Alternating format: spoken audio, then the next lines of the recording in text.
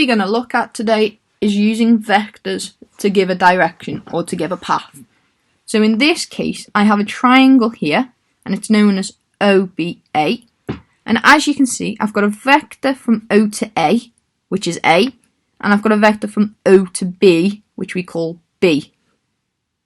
What we want to do is we want to see how we can go from A to O. So if we're starting on A and we are going to O, we're going to follow this path.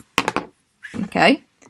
If we went from O to A, we would be following the vector A, but we can't quite do the exact same going backwards because we are actually going backwards.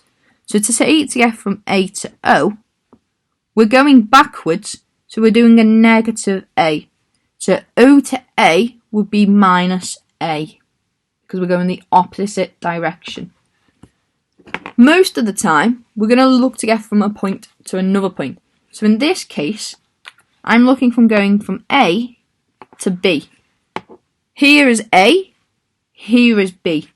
I could take the direct route, I could go from here to here and follow this path, but the problem I have no information on this path whatsoever, so I can't take the direct route.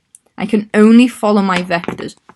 So if I start from A, I can go down to O because I have a vector of A, and then from O I can go to B because I have the vector B. So from A to B, I would follow A to O, and I would go from A to O to B. A to O is A, and B to O is B, so my vector would be A plus B.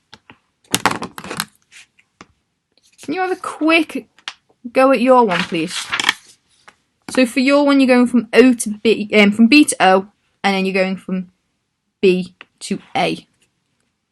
Just make sure you pay attention to the arrows, because if you go the opposite direction to the arrow, you need to put a minus sign in.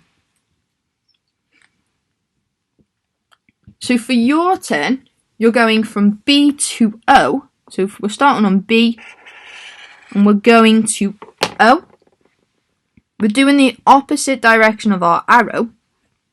So B to O will be minus B because we're using the opposite direction. For underneath, we're going from B to A. We can't take the direct route because we've got no vector information, so we're going to have to follow our vectors. So B to O has a vector, so we can go B to O. And O to A also has a vector, so we can take that route. So we're going from B to O, and then from O to A.